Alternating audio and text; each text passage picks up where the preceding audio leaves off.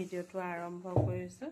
এয়া বগা বগা ৰঙৰ মিছা মাছ সাগৰীয়া, আকৌ এইখিনিও মিছা মাছ দেই, এনে আকৌ ক'লা মিছা মাছ আকৌ দেই, চব ইমান ডাঙৰ ডাঙৰ ন ৰাধা, আমাৰ ৰাধা ভাল পোৱা খায়।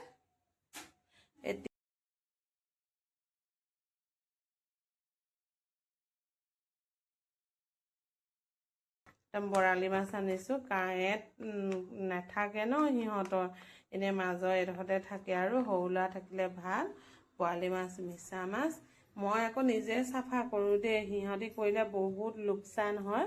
মই যিহেতু ধুনীয়াকৈ চাফা কৰিব জানো, ইউটিউবৰ পৰাই শিকিলোঁ, এতিয়া চাফা তাফা কৰি লওঁ আৰু। মাছখিনি নিমখ দি থৈ দিওঁ। মই সদায় নিমখত এনেকৈ মাছ হওক মাংস হওক আনি মানে পেকেট হৈ থাকে দি থৈ দিওঁ। এইফালে দেখাই দিয়া, এইফালে মিছা মাছখিনিও নিমখ দি থৈ দিছোঁ, অলপ পাছতে বাচিম আৰু। মই মাছখিনি গুচাই লওঁ আৰু দুইখিনি মাছ গুচাব লাগিব। এতিয়া মই দোকানত গুচাই নানো, দোকানত গুচাই আনিলে লোকচান হয়।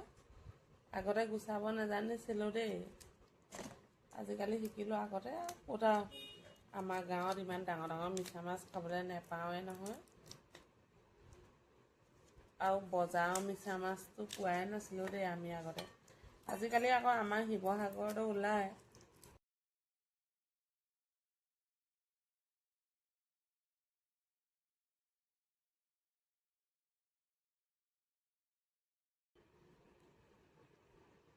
ইহঁতৰ পেটুটো আকৌ এই মূৰৰ ওপৰত থাকে, বেলেগ মাছৰ পেটুটো এই ইয়াত থাকে, ইহঁতৰ আকৌ এই ওপৰত থাকে।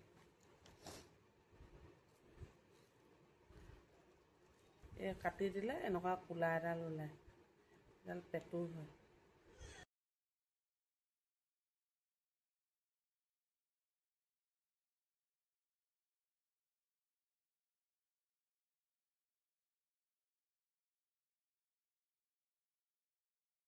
এয়া একদম শেষৰটো মিছা মাছ, শেষ কৰিলোঁ আৰু ধুনীয়াকৈ গুচাই মেলি হৈ গ'ল।